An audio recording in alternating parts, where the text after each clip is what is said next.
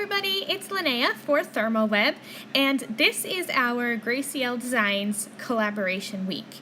So she has a little online shop with some fabulous digital stamps. They are seriously amazing. And I'm going to be honest, I was a longtime hater of digital stamps. I had a bunch of bad experiences with them. Trying to resize them was an issue, and then they were either always too big or too small. They would get fuzzy for me. I didn't have a single one of those problems with the Gracielle Designs digital stamps. This little donut here, I resized to 4 different sizes, and this is one of the middle sizes. And the lines are just as crisp on the huge one as they are on this one and as they are on like a teeny tiny little donut. These designs are such fabulous high quality, and the images are so cute. I loved this donut. I love that the images have this sketchy look to them. It's so unique, and I just fell in love with these. So I actually am going to be using digital stamps from 3 different stamp sets. I am using this one right here. This mug is from Stay Cozy, and actually this mug also has a little tea bag, but I completely forgot to color it and add it to my card. But if you guys get this digital stamp set, definitely color up that little tea bag. It is adorable. So that donut you saw me color is from the Coffee Lovers digital stamp set, and there's also a tall mug that I'm going to be coloring coming up here in just a minute or two, and that one is from the Coffee Lovers digital set too, and I love this mug. You're going to see it here in just a second. It is one of my favorite images that I colored, that one on the right. The mug is so cute, and the whipped cream just looks so delicious. So I also used, you see that little I'm not a coffee drinker, so I think it's like an iced coffee drink. That's how I colored it with the little pumpkin. That is from the Fall in Coffee digital stamp set, and also the sentiment that I'm going to use on every single one of my cards today is from the Fall in Coffee stamp. So I'm just going ahead and coloring in all of these images with my alcohol markers. And you're going to notice here, as I color, I'm coloring right over the lines, and I'm actually going to be foiling these because I don't own a printer. So I had no problem opening up these images in a Word document, altering them, resizing them, and then I sent them off to Staples to have them printed, and they have laser printers. So you can foil with things that are printed on a laser printer. So that was my idea for this, and I did a lot of experimenting because, like I said, I had only used digital stamps a handful of times. So I colored and experimented a lot with these images before turning on my camera because I wanted to be sure that I could do what I wanted to do.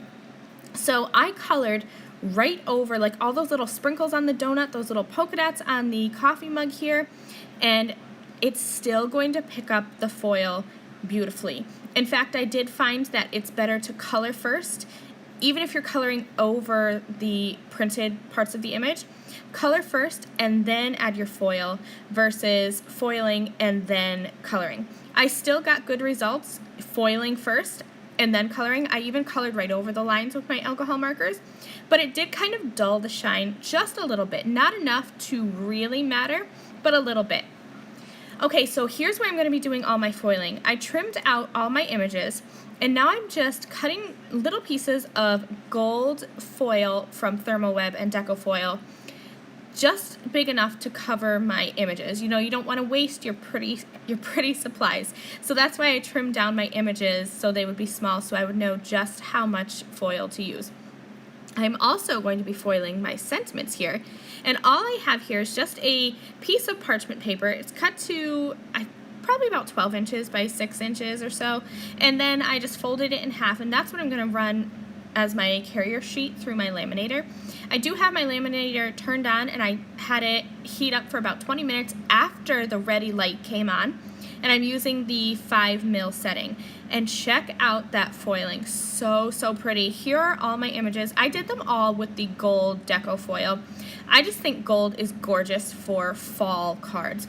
And you can see here, like, the little spots on the coffee cup. I'm trying to get them to pick up, but you can see it here. Even though I colored over it, and the lines on the pumpkin, I colored completely over that with my alcohol markers, and the toner from the printer still picked up the foiling. Absolutely perfect. I loved the results. So I have a leaf stencil, and I'm just going to be spraying the back of it with my Pixie spray.